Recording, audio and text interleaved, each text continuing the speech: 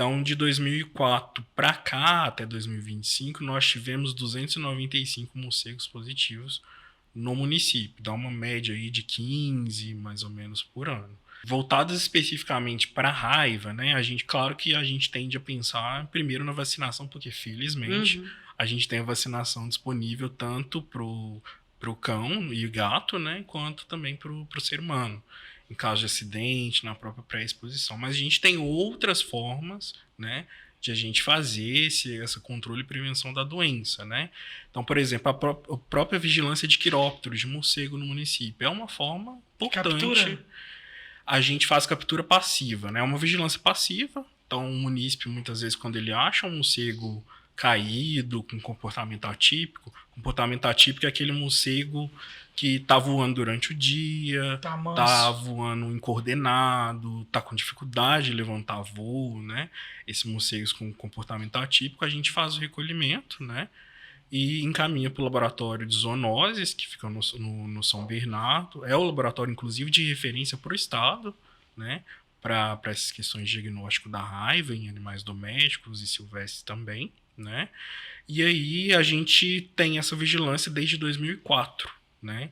Então, de 2004 para cá, até 2025, nós tivemos 295 morcegos positivos no município. Dá uma média aí de 15, mais ou menos, por ano, né? O número de morcegos positivos ele tem aumentado nos últimos anos, não por causa dos morcegos em si, ou nenhum surto, mas as pessoas têm se conscientizado da importância de solicitar o apoio da zoonose nesse caso, né? Importante não colocar a mão, jamais, né? Ter contato com esse morcego, talvez colocar um balde, uma caixa ali em cima para isolar o animal. Até a chegada do chamar as zoonoses. E aí, inclusive, as notícias de morcegos caídos, morcego positivo para raiva, é até importante no sentido de chamar a atenção da população para essa ação. Porque é muito comum, ainda hoje é muito comum, mas há mais tempo atrás era mais comum ainda, a pessoa achar um morcego e simplesmente jogar fora, né? Então a gente perde a oportunidade de fazer um possível diagnóstico, né?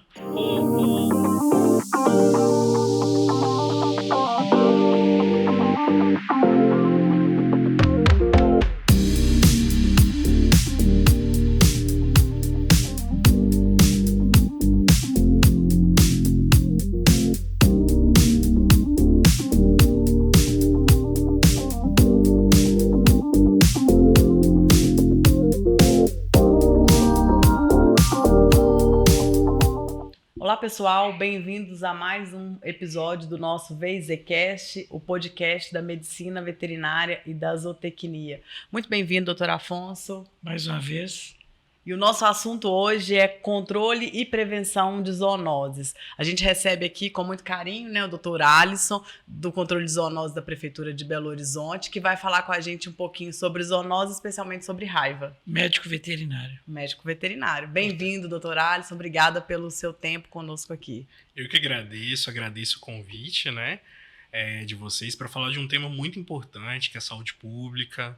A raiva que a gente vai conversar aí, ela circula nos ambientes urbanos, rurais. E para mim é uma honra estar aqui com vocês para a gente tratar desse assunto, que o médico veterinário tem uma importância central. É, né? Isso que eu queria, antes de se iniciarmos esse bate-papo, né, que é a intenção nossa do podcast, é falarmos dessa importância, né, até pouco tempo. Não se falava na presença do médico veterinário na saúde, né? O médico veterinário cuida de bichos, cuida dos animais em geral, de várias espécies, mas falar da importância do médico veterinário hoje na saúde pública. Podemos falar um pouquinho? Só apresentar o nosso convidado, Vamos lá. Dr. Afonso. O Dr. Alisson Oliveira é médico veterinário graduado pela Universidade Federal de Minas Gerais, atua na diretoria de zoonoses da Secretaria Municipal de Saúde de BH, onde é referência técnica nas atividades de educação e saúde, o programa EducaZoo. que a gente até recentemente publicou um artigo na nossa revista sobre o programa, e no manejo estratégico de cães e gatos, com foco em controle populacional e na prevenção do controle de zoonoses, como leishmaniose visceral, esporotricose zoonótica e a raiva. Atualmente é mestrando no programa de pós-graduação em ciência animal da Escola de Veterinária na UFMG, na subárea de epidemiologia e saúde pública. Agora, devidamente apresentada. É que eu ia fazer um pouco diferente, mas ficou bom também. Eu ia falar sobre a importância e depois a gente ia apresentar. Mas é para o pessoal se situar, né? Para conhecer nosso convidado. Não, então, assim, o médico veterinário, ele realmente, a importância dele é central. E realmente, muitas vezes as pessoas elas desconhecem o papel do médico veterinário dentro da saúde pública, dentro do SUS, né? Então, muitas vezes, quando eu falo que eu sou médico veterinário e atuo no SUS, a pessoa já fica, opa, como assim? Como é que funciona essa atuação? Desperta uma atenção, né? Isso, desperta uma atenção. E a gente está lá exatamente para a gente prevenir as zoonoses, né? Fazer prevenção no ser humano, protegendo a saúde humana também, né? Então, o médico veterinário, além de cuidar dos animais, ele tem esse papel de cuidado com o ser humano, né? Na prevenção de zoonose, no caso da raiva, por exemplo, uma doença que é 100% letal, né? Então, a gente tem esse papel aí central dentro da saúde pública de planejar, de executar, de avaliar os programas, né, de controle e prevenção do Ministério dentro dos municípios, dentro do Estado, dentro do próprio Ministério da Saúde. Ô, Alisson, como é que está hoje o controle da raiva, né? Que é uma zoonose assim, muito... vou falar importante, mas é uma doença que praticamente não tem cura, né? Sim. Que leva um paciente a um quadro clínico horrível, né? Uhum. Tanto na espécie humana quanto na espécie animal. Sim. Como é que está hoje o controle da raiva no município aqui de Belo Horizonte? Então, no município de Belo Horizonte, né, eu posso até traçar um histórico para vocês, que muitas vezes se aplica a outros municípios, estado, país. Foi quando a gente teve a criação do Programa Nacional de Profilaxia da Raiva, né? Que raiva realmente ela é um problema de saúde pública atual, né? Que a gente tem a circulação do vírus, mas já foi muito pior, né? Então, em 1973, a gente teve essa criação por parte do Ministério, né? Que a gente começou a ter vacinações em massa de cães e gatos, animais domésticos, que a gente sabe, né? A OMS reconhece que é uma medida extremamente importante para o controle da doença, principalmente no meio urbano, que é um animal doméstico, é um animal ali que as pessoas têm maior contato, né? A OMS hoje, ela recomenda que 70% da população animais domésticos estejam vacinados, né, de cão e de gato. O Ministério Mais ainda de sobe 70%. 70% da cobertura. Né? O Ministério da Saúde do Brasil ainda sobe essa meta para 80%, né? Então o ideal é que 80% da população de cães e de gatos ela esteja vacinada contra a raiva. E desde então, desde que começou esse Programa Nacional de Profilaxia da Raiva, a gente começou a ter uma redução de casos em cães e gatos, né? E, consequentemente, a gente começou a ter uma redução de casos em humanos também, né? Então, se a gente pegar desde 73 até por volta da década de 80, quando a gente começou a ter uma queda mais acentuada ainda, a ponto da gente zerar até o final da década de 80, a gente teve aí em torno de 600 animais de cães e de gatos, né, positivos para raiva na época. E depois a gente teve o último gato positivo por volta de 84, o último cão em 89, o humano foi em 84, felizmente, que é uma coisa que a gente não quer de forma alguma que aconteça, né? E a gente voltou a ter um caso de felino positivo em 2021 na Regional Pampulha, que foi resgatado por bombeiro, né? Foi confirmado. Na época foi confirmado vírus rábico, variante de morcego, variante 3. E 4 meses depois, já em 2022, o caso do gato foi em dezembro de 2021, nós tivemos um cão da Noroeste, da Regional Noroeste, né? Também positivo para raiva, variante 3 de morcego, né? Após mais de 30 anos que a gente não tinha tido, né, casos de cão e de gato. Né, só para curiosidade, talvez do nosso telespectador, né, quem está acompanhando. Esses cães tinham histórico vacinal? Você... Não, eram cães errantes mesmo. Eram cães em situação de rua, né? Que é um desafio para manter a vacinação, a questão da castração. O município ele tem o SED, né? Que é Controle, Esterilização e Devolução. Então, normalmente, munícipes solicitam, tem um cão aqui na rua, não tem ninguém cuidando dele, né? O município ele pode fazer o recolhimento desse animal. No caso de cão, a gente faz o teste de leishmaniose, a gente vacina contra a raiva, que é importantíssimo a gente fazer.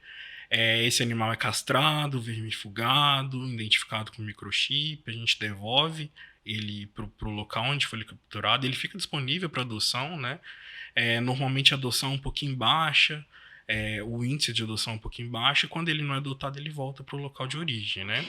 E no caso do felino, a mesma coisa. Inclusive, a gente tem um trabalho de colônias. Às vezes, tem uma pessoa ali de referência que mantém aquela colônia através da alimentação, solicita a gente, porque colônia, o número de felinos, ele aumenta bastante, né? Principalmente quando você tem uma capacidade de suporte grande. E o felino, ele é muito importante nesse sentido, porque ele preda morcego com facilidade. O cão até que menos, porque normalmente ele vai menos pegar um contato, morcego, né? Que já está caído ali. O gato ele consegue pegar um morcego até em voo mesmo. Ô Alisson, me chama a atenção quando você fala esse índice de 80% dos animais seria interessante vacinar. Sim. Mas aí quando a gente vai avaliar que o número de cães errantes o número é muito grande, talvez esse número não, vamos falar assim, o objetivo não seja alcançado. É um desafio. É um desafio porque você isso, manter... inclusive, na leishmaniose é um grande desafio também, né? Sim, é um grande desafio.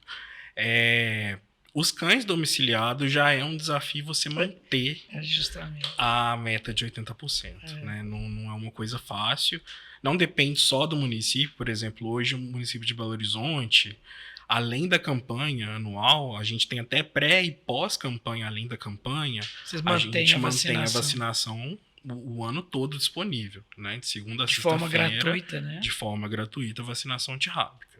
Então, o munícipe pode levar um animal lá na central de castração e fazer a vacinação normalmente, gratuitamente, né? E é um desafio, mesmo assim, você manter a vacinação. Nos animais errantes, o desafio é maior, né? Porque aí o município ele precisa capturar esse animal, né? Fazer a vacinação dele, a castração e devolver para o local. Do gato, a mesma coisa. Que inclusive, é mais um desafio. É um desafio maior, porque a captura do gato é muito mais difícil de fazer. Então, a gente faz um mapeamento hoje em dia, hoje, com os nossos técnicos nas regionais do município, a gente faz um mapeamento dessas colônias, né? Através dos nossos agentes que estão mais a campo, né? Que eles vão de casa a casa fazendo trabalho de dengue, eles vão fazendo esse mapeamento de colônia, e a partir disso a gente entra naquela colônia para fazer a captura dos animais, né, e vacinar o máximo que a gente consegue dentro dessas colônias, né. E os animais que são domiciliados, os felinos que têm domiciliados, também precisam vacinar os animais, porque antigamente as pessoas, tem a vacina disponível, tem um cão e tem um gato, normalmente a pessoa levava só o cão, que às vezes não se ligava na importância de levar o gato para vacinar. Hoje em dia, nas nossas campanhas, por exemplo, quando a gente vai fazer cartaz, alguma peça publicitária, a gente coloca o gato em evidência para as pessoas se ligarem que o gato também precisa ser vacinado. Até cultural, né? A pessoa não tinha um hábito. Isso. E eu lembro que hoje acho que deve continuar até hoje da mesma maneira. Eu participei, depois é uma pergunta que eu vou fazer para você, mas eu participei quando eu era estudante de campanhas de vacinação e a pessoa tinha o hábito de levar o gato dentro do saco. Acontece. Acontece hoje. Acontece ainda. Cesto de roupa. E aí eu falava assim, não, vamos abrir o saco para fazer inserir a agulha de uma maneira errônea, né? Trazer um trauma, ou até não vacinar. E a pessoa não deixava. Não abre o saco não, doutor, porque se abrir o gato vai fugir. Então a gente vacinava através do saco mesmo, né? É um desafio. É um desafio. Então, eu creio que hoje ainda deve continuar da mesma maneira, né? Acontece, né? Principalmente nas regiões mais periféricas do município. Nas 2 últimas campanhas, inclusive, de vacinação antirrábica, a gente tem criado, inclusive, postos específicos para gato. Legal. Exatamente para a gente evitar o estresse do felino, criar um ambiente ali que dificulte. O latido do cão, né? Já de estresse. Só transportar o felino já é um estresse enorme, né? Bastante. Ainda com a presença de um cão latindo, vamos falar assim, na orelha dele, cara. E a gente tem criado esses postos, a ideia, inclusive, é expandir mais ainda, né? Para que a gente dificulte o animal de fugir, né? A gente tira esse estresse adicional do convívio com o cão ali, a gente tem um manejo mais adequado com o felino, porque o felino realmente é um desafio maior que do cão, né?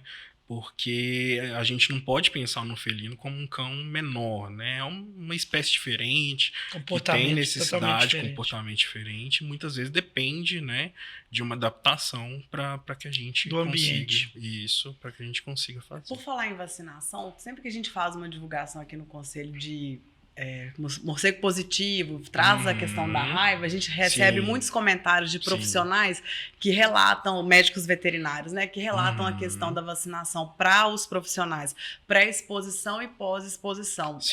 Geralmente pós-exposição não tem muito questionamento, mas conta pra gente um pouquinho como que é essa questão da pré-exposição, quem tem direito, onde que deve ir, para esclarecer para os profissionais. Então, tanto a pré-exposição quanto a pós-exposição, elas estão regulamentadas pela nota técnica número 8 de 2022. Então, a pré-exposição é um direito do médico veterinário, é um direito do biólogo, é um direito do estudante veterinária, do profissional de zootecnia, qualquer pessoa que lida com animal ou em laboratório que você lida com amostras, você pode ter um risco ali com a raiva, né? Então, é um direito. Aqui em Belo Horizonte, a pessoa pode procurar centro de saúde. Na verdade, pode procurar qualquer centro de saúde, porque a gente tem 153 centros de saúde aqui no município. Desses 153, a gente não tem a vacinação em todos. Então, cada regional do município, a gente tem 3 centros de saúde que vão ter a vacina disponível ali, que vão ser referência dentro daquela regional, né? Por que eu estou falando que... Primeiro que eu posso passar a lista para vocês.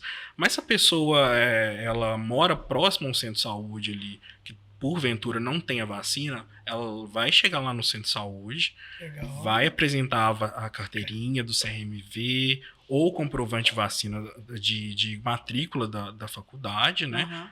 Munido do cartão de vacina, que também é importante. E lá no centro de saúde, se lá não tiver vacina, eles vão indicar o centro de saúde mais próximo que tenha vacina disponível, né? Não precisa passar pela indicação médica, né? Ao contrário da pós-exposição, que precisa de uma receita médica. É uma coisa que é falada também, que eles falam que pedem uma indicação médica. Não, para pré-exposição não precisa. E pós, sim? Pós precisa. Pós precisa, porque tem que ter uma avaliação da gravidade ali da lesão. Então, uma exposição leve, a indicação é diferente da grave, né? Então, são condutas diferentes que o médico precisa prescrever, né? Já a pré-exposição, não. A pré-exposição, a pessoa pode ir diretamente, né, no centro de saúde e ela vai para a sala de vacina e toma vacina. E se não for naquele posto, a pessoa indica qual referenciada para o centro de saúde mais próximo. São 2 doses, né? É importante fazer completo. Não adianta fazer uma dose. Intervalo de 21 dias, 15 dias, você sabe? Se eu não me engano, é 14 dias. 14 dias. Faz a primeira dose, 14 dias depois é a segunda dose. Ô, Alisson, aproveitando sua presença aqui, e a gente também aqui no Conselho, a gente recebe muitos questionamentos, né? Esses dias teve um questionamento. Por que nós até posicionamos, mas eu queria ouvir isso de você. Por que essas campanhas que são realizadas, essas vacinas não são aplicadas por médicos veterinários? Então, eu acho que é um volume. desafio, porque, por exemplo, na última campanha, em um dia, a gente chega a vacinar mais de 200 mil animais. Eu acho que só com profissional médico veterinário isso fica inviável a nível de manter 80% da população, né, no universo que a gente tem 500 mil animais domiciliados. Então, é um desafio.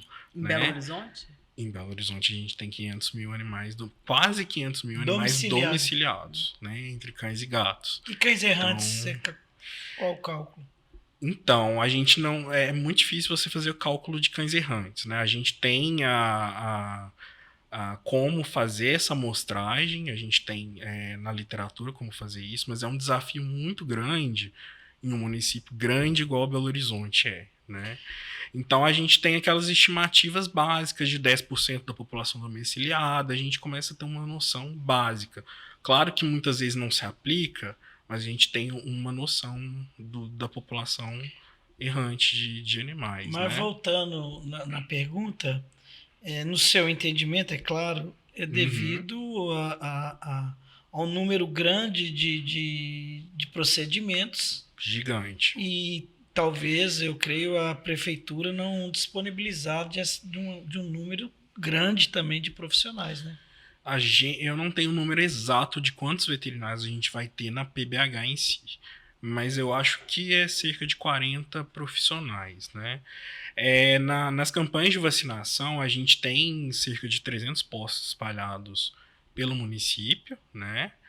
Durante a campanha, e esses postos eles são supervisionados por médicos veterinários. É isso que eu... São sempre supervisionados quanto a intercorrências, inclusive animais que podem apresentar intercorrências, né? Que a vacina, ela, apesar de ser muito segura, não está isenta de risco. Eu falo, qualquer coisa que você injeta no organismo está sujeito a uma reação. Toda ação está sujeita a uma reação. Sim. E aí o médico veterinário atende esse animal, faz a avaliação, se for necessário a gente faz um encaminhamento para o hospital, né? Então todos os postos eles têm médicos veterinários de referência responsáveis e os agentes eles são treinados também, né? E a vacina que está disponível durante todo o ano ela é aplicada para o médico veterinário na central de castração, né? Então, toda central de castração a gente tem pelo menos 2 médicos veterinários que estão ali de 7 às 16 horas, né, de segunda a sexta, disponíveis, né? E o munícipe pode levar o animal lá e o médico veterinário vai receber aquele animal, vai avaliar e vai fazer a aplicação da vacina. Muito importante. Né? E além da vacinação, tem outras ações que vocês têm? Tem a questão do Educazoo, outras iniciativas? Como é que funciona? Sim, voltadas especificamente para a raiva, né? Claro que a gente tende a pensar primeiro na vacinação, porque felizmente a gente tem a vacinação disponível tanto pro cão e gato, né? Quanto também pro ser humano. Em caso de acidente, na própria pré-exposição. Mas a gente tem outras formas, né? De a gente fazer esse controle e prevenção da doença, né? Então, por exemplo, a própria vigilância de quirópteros, de morcego no município, é uma forma importante. Captura. A gente faz captura passiva, né? É uma vigilância passiva. Então, o munícipe, muitas vezes, quando ele acha um morcego caído, com comportamento atípico é aquele morcego que tá voando durante o dia, tá voando incoordenado, tá com dificuldade de levantar voo, né? Esses morcegos com comportamento atípico, a gente faz o recolhimento, né? E encaminha para o laboratório de zoonoses, que fica no São Bernardo. É o laboratório, inclusive, de referência para o estado, né? Para essas questões de diagnóstico da raiva em animais domésticos e silvestres também, né? E aí a gente tem essa vigilância desde 2004, né? Então, de 2004 para cá, até 2025, nós tivemos 295 morcegos positivos no município. Dá uma média aí de 15, mais ou menos, por ano, né? O número de morcegos positivos ele tem aumentado nos últimos anos, não por causa dos morcegos em si, ou nenhum surto, mas as pessoas têm se conscientizado da importância de solicitar o apoio da zoonose nesse caso, né? Importante não colocar a mão, jamais, né? Ter contato com esse morcego, talvez colocar um balde uma caixa ali em cima para isolar o animal. Até a chegada do chamar técnico, né? as zoonoses. E aí, inclusive, as notícias de morcegos caídos, morcego positivo para raiva, é até importante no sentido de chamar a atenção da população para essa ação. Porque é muito comum, ainda hoje é muito comum, mas há mais tempo atrás era mais comum ainda, a pessoa achar um morcego e simplesmente jogar fora. Né? Então a gente perde a oportunidade de fazer um possível diagnóstico. Né? Ô Alisson, eu acho também um momento muito importante a sua presença, esse nosso podcast, de orientar também o profissional. A gente já teve até aqui uma discussão. Como profissional, mediante uma suspeita clínica de um paciente, principalmente nas iniciativas privadas, quando um profissional se deparar com, seja ele um felino ou um cão, com um comportamento compatível a um quadro de raiva, o que ele deve fazer? Isso é um ponto importantíssimo. Inclusive, eu vou aproveitar para a gente falar do animal que é suspeito de raiva. Porque o que acontece? Com as campanhas de vacinação em massa que a gente passou a ter, principalmente com foco na eliminação das variantes 1 e 2 de circulação mesmo do vírus rábico, que hoje em dia no Brasil a gente tem mais em regiões de fronteira. O vírus ele pode ser 1, 2 e 3? A gente tem variante 1 e 2, que normalmente está mais relacionado com cão e gato, né? Que essa é a variante que mais preocupava, né? Porque hoje em dia a gente praticamente não tem. O último caso com a variante 2 foi em 2015, né? No Nordeste, se eu não me engano, no Ceará, mais especificamente. Mas o que preocupa, que tanto a variante 1 quanto a 2, ela causa aqueles sintomas de raiva mais clássicos, né? De mudança de comportamento do animal. O animal ele fica mais hiperexcitado, mais agressivo, até pelo desconforto da doença e pelo fato dele estar consciente ainda. Então ele vai atacar outros animais, ele vai atacar objeto, vai fugir, né? Vai atacar o próprio dono, outras pessoas. E aí a transmissão da doença ela é muito mais facilitada, né? E aí isso que é a raiva clássica. Aí o animal ele vai ter dificuldade de deglutir, ele vai ter um comportamento mais agressivo mesmo, né? Vai começar a evoluir para coma e invariavelmente ele vai evoluir para óbito ali cerca de 5, 7 dias depois que surgem esses primeiros sintomas, né? Já a variante de morcego, que é a 3, que é a que tem sido mais comum, inclusive foi os 2 últimos casos, tanto de felino quanto de cão, que a gente teve aqui no município de Belo Horizonte, causa um sintoma um pouquinho diferente, né?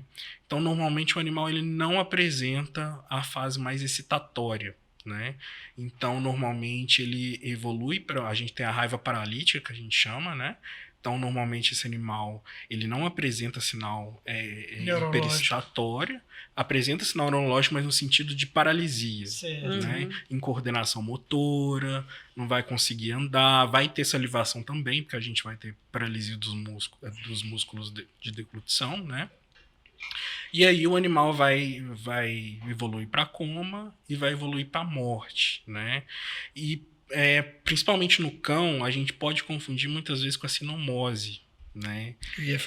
Eu ia destacar justamente isso. Para um profissional é um desafio muito grande. Um desafio, né? Então tem algumas formas da gente começar a tentar suspeitar de um ou de outra. Por exemplo, a sinomose a gente tende a ter uma manifestação um pouco mais sistêmica, né? Então normalmente a gente tem manifestações respiratórias, a gente vai ter secreção nasal, secreção ocular. Na raiva pode até estar presente, mas é mais raro acontecer. Normalmente a raiva está mais restrita a questões neurológicas mesmo, né? Então a gente tem essa diferenciação, inclusive na evolução da doença. A sinomose tem uma evolução um pouco mais longa que a raiva.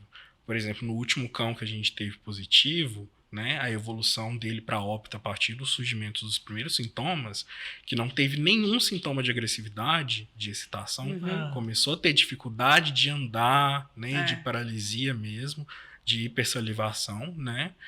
A evolução para óbito foi em menos de 48 horas, foi muito rápido. muito rápido, né? Então a gente pode ter 5, 7 dias, mas a raiva ela tem uma evolução muito mais rápida. E a gente precisa começar, né, a pensar na sinomose, intoxicação no caso de gato, próprio tétano às vezes pode acontecer também, né? Então a gente precisa estar atento, sempre pensar na questão da raiva quando a gente tem questões neurológicas e sempre pensar também nos diagnósticos diferenciais de outras doenças, né? Eu vejo só complementando, Natália, é muito importante, eu sou clínico também, né? Antes de uma avaliação clínica, a gente solicitar, a gente vê muito, cobro isso muito dos meus profissionais lá nos hospitais, a falta do profissional solicitar a carteira de vacinação. Eu acho que uma consulta, ela começa, no meu entendimento, primeira coisa que eu peço antes de explorar uma anamnese é a sua carteira de vacinação. Eu acho que isso é muito importante. Primordial. Né? E em relação à questão do que fazer quando se deparar com um caso de suspeita de raiva, o que a gente tem? A raiva, como a gente sabe, é uma doença 100% letal no animal e no ser humano, né? Então ela é muito grave. Então, quanto mais rápido você notificar para o serviço de controle de zoonose, mais rápido você notificar, mais importante é. Porque aí você vai a partir dessa notificação, né, de um animal suspeito, não precisa ter confirmação. Suspeito de raiva, notifica. Pode procurar e-mail da Secretaria de Saúde, procura o controle de zoonose do município. Porque eu tive dificuldade de notificar lá em Montes Claros esporotricose, né, que também é um caso de notificação. Sim, e eu vejo muito isso, até surgiu isso não é só em Minas, não é só Belo Horizonte, Minas, não. Isso é no Brasil inteiro, Alisson. Foi até colocado numa CNP, que é uma Câmara Nacional de Presidentes em Brasília, o Conselho Federal criar um canal de notificações. E justamente esse canal, através do Conselho Federal, ele comunicaria aos órgãos competentes. Sim. Isso devido a nós, médicos veterinários, temos dificuldade, Natália, de encontrar um estabelecimento, um órgão, vamos falar assim, que receba essa notificação, Alisson. Sim. É porque, inclusive, pode variar de município a município, né? Mas, embora tenha essa dificuldade, eu acho que o ideal para o profissional, né, é que procure pelo menos a Secretaria de Saúde do município.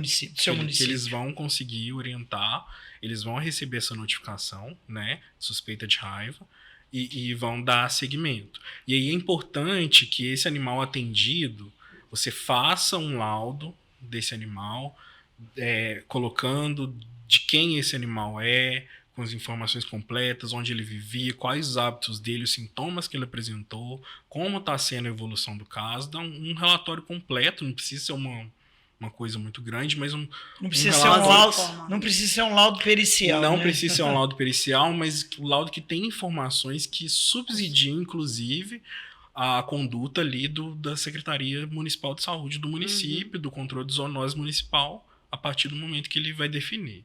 Se o animal vem a óbito, né, aí é importante que o município seja comunicado, né, para que seja coletada a amostra do encéfalo do animal, seja encaminhado ao laboratório para ser realizado o exame diagnóstico para a doença. Essa coleta do encéfalo é feita pelo centro de zoonoses, no caso, né? Pode ser.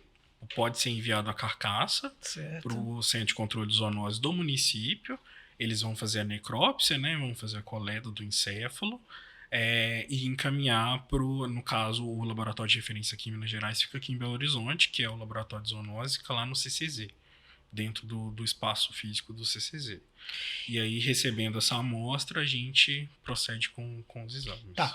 Bacana. E o profissional que lidou? Agora vamos abordar o profissional que teve contato com esse possível caso, né? Ele não foi vacinado na pré-exposição, ele não teve a pré-exposição. Ele vai procurar aí um centro de saúde, né? passar por uma avaliação médica, entendo ser assim, Sim. para ele receber a vacina pós. Isso. A pós-exposição também está regulamentada na nota técnica 8 de 2022, né?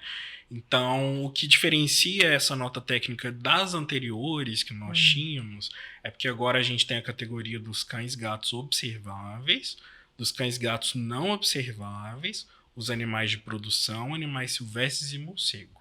Então, a gente tem essas 3 categorias, a depender da gravidade do acidente, se é grave, se é leve, que vai nortear a não profilaxia, a profilaxia com vacina ou sorivacina. Né? Porque eu vejo assim, esse profissional, ele provavelmente ele não teve ferimentos, ele não sofreu mordida.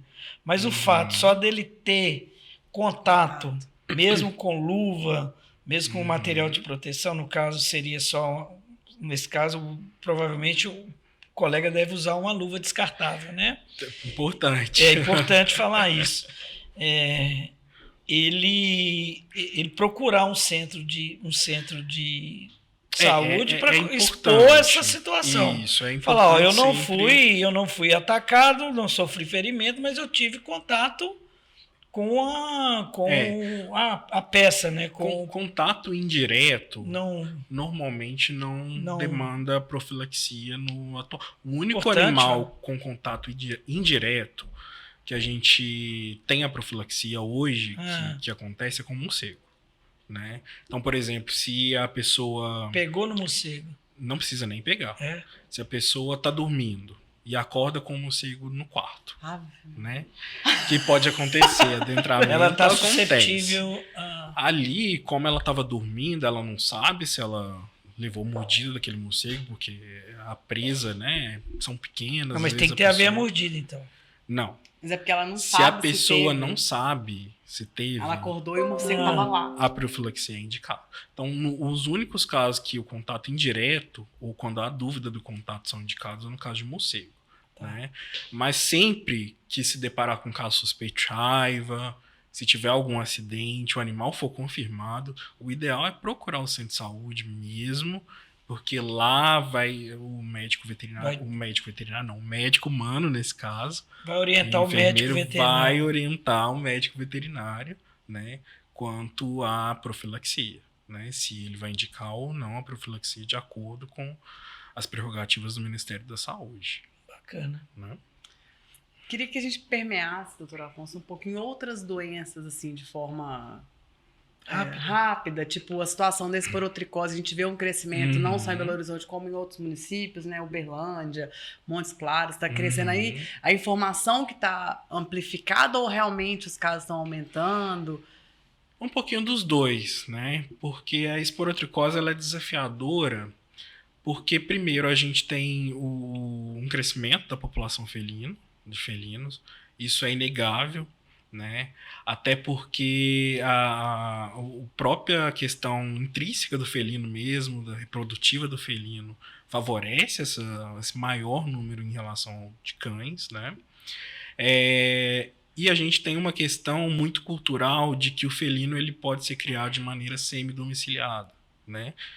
Junto com o felino não castrado, a gente tem uma reprodução maior desse felino. Ele vai ter um sucesso reprodutivo maior, inclusive, né?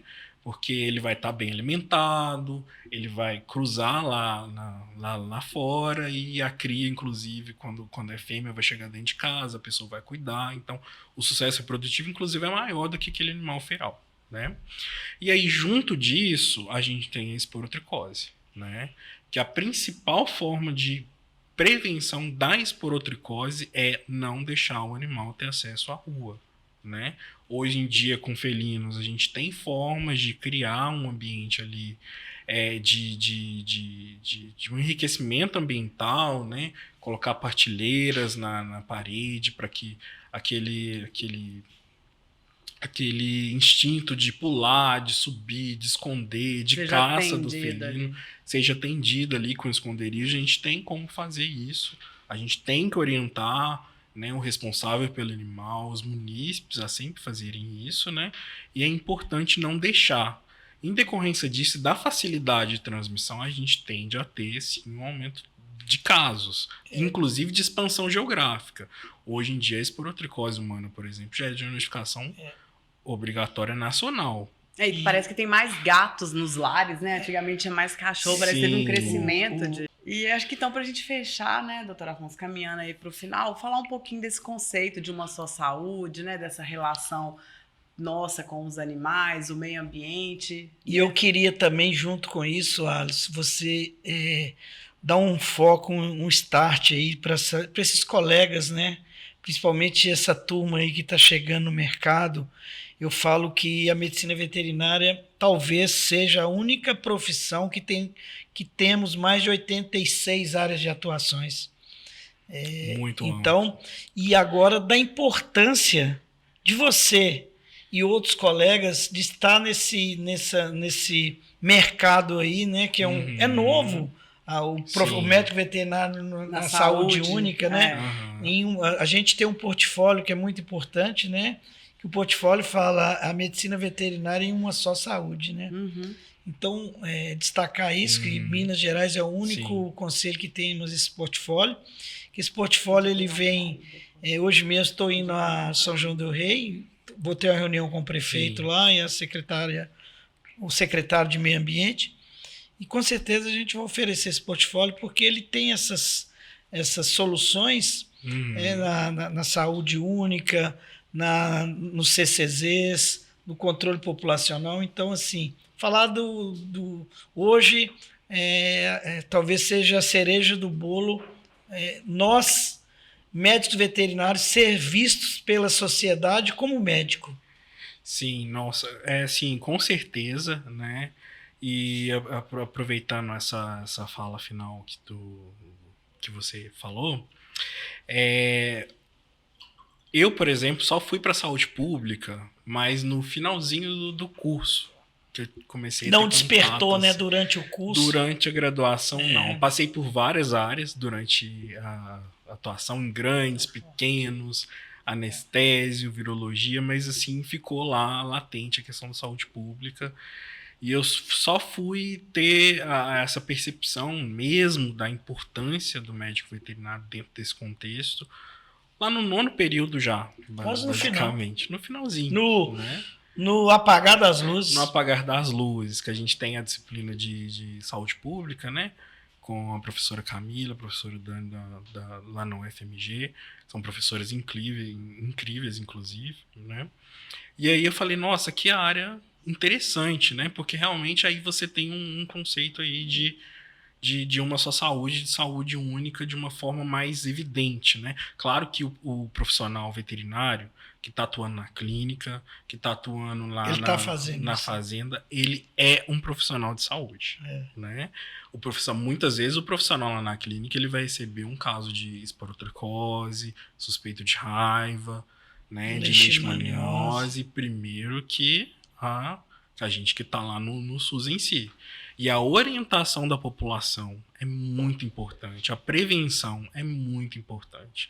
Então, o médico veterinário que está lá na ponta, que está lá na clínica, que está lá na fazenda, ele tem um papel importantíssimo como um profissional de saúde pública.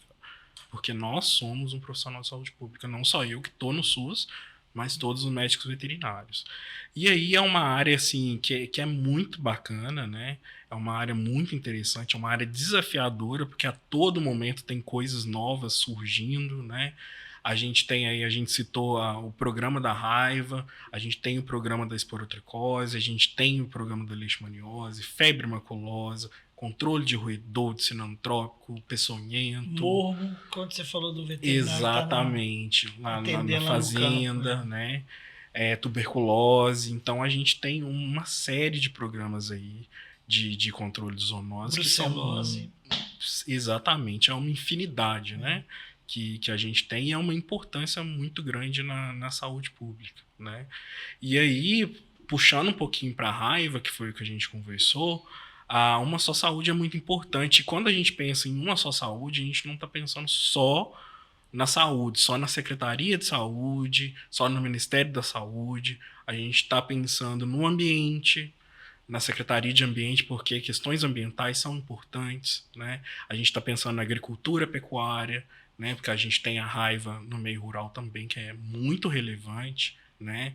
A gente tem as questões da doença circulando no meio silvestre, que já aí não é o Ministério da Saúde, já são outras áreas que estão envolvidas aí, importante também. A gente tem assistência humana, porque a gente tem a vacina humana disponível, né? Então, quando a gente tem uma pessoa que adoece de raiva e vem a óbito por causa da raiva, a gente tem uma falha na assistência. Porque a prevenção, ela está disponível, né? Então, em algum momento houve uma falha que aquela pessoa não recebeu o soro, não recebeu a vacina, né? E Alice, você falou uma coisa muito importante. E logo hoje de manhã, eu assisti no Bom Dia Brasil, essas mudanças que nós, seres humanos, estamos causando à natureza, a gente está propiciando isso. Com certeza. A raiva sempre existiu, a leishmaniose sempre existiu e outras, né? Agora a gente está vendo agora em Juiz de Fora esses desmoronamentos, tudo causado pelo ser humano, pelo homem, né? Sim. Esse desmatamento, né? As questões dos rios, né? Dos afluentes, de cada dia menos espaço para água, os loteamentos, enfim. Nós estamos causando isso tudo. O desmatamento, inclusive, ele pode provocar desalojamento de morcego, que a gente pode ter surto de raiva, né? Igual já aconteceu. A gente teve surto em 2004, 2005 e teve um mais recente em 2018, provocado por alteração ambiental no local. Igual que a gente teve ataque de morcego, no caso hematófago, né? Dentro do contexto urbano a gente tem mais frugívoro e insetífero, né? Mas a gente causou esse desequilíbrio. Isso, esse desequilíbrio a gente tem a ocorrência de doenças mesmo, né? Então, infelizmente, as questões ambientais, elas são latentes. E outra coisa, além disso, o médico veterinário ele pode estar nessa atividade de ambientais. Né? Com certeza. E a gente não tem essa visão da importância do médico veterinário hoje no meio ambiente. E nós podemos atuar no meio ambiente. Sim, a gente atua muito em conjunto. Aqui no município, a gente atua muito em conjunto com a Secretaria do Meio Ambiente também, né? E lá tem veterinários, assim como tem na Secretaria Municipal de Saúde. Então é muito importante que tenha essa conversa entre secretarias, entre ministérios, para que a gente realmente tenha uma só saúde, né? Porque uma só saúde, ela não vai vir só da saúde, porque a gente tem outros parceiros, né? Outras pessoas, outros órgãos que vão fazer parte, contribuir com a sua área dentro da prevenção, do controle de doenças e agravos que prejudicam a saúde humana. Mais alguma coisa? Não, isso aí, muito bom. Podemos encerrar? Você gostaria de deixar algum recado, Alisson? Os colegas que estão assistindo e a sociedade também, claro. Olha, eu gostaria de falar que o tema que a gente trabalhou aqui, ele é bem importante. A raiva, ela continua circulando, né? Embora a gente não tenha tido muitos casos de cães e de gatos. Graças a Deus. Felizmente, por causa da vacinação, principalmente, da educação em saúde. Então, façam educação em saúde com os responsáveis, os seus pacientes, importante, né? E sempre estejam atentos aí a essa mudança, né, de sintomatologia da raiva, né? Então, sempre pensam em questões neurológicas, sempre pensem na raiva, se vacinem, orientem os munícipes também, caso tenham contato com animal silvestre, com morcego, né? Até mesmo em fazendas com animais que são positivos, deram positivos para raiva, alguém teve contato, sempre dê essa orientação, né? E nosso papel nesse sentido de orientação, de educação em saúde, né? Ele é muito importante, né? Então, acho que é isso, né? Beleza. Natália, você gosta de encerrar? Tá bom, muito obrigada, viu, pelo seu tempo, sua disponibilidade, foi ótimo. E a vocês que nos acompanharam, né, convido a curtir, comentar, compartilhar esse episódio, envie suas sugestões pra gente, né, doutor Afonso, pra gente fazer cada vez mais um VZcast que atenda aos anseios e às demandas aí dos nossos profissionais, da nossa audiência. Muito obrigada. É isso aí, gente. Obrigado, doutor Alisson. Eu que agradeço. Natália, mais uma obrigado. vez. A minha equipe aí na retaguarda, muito obrigado. E que tenha um dia abençoado. Isso aí, até a próxima.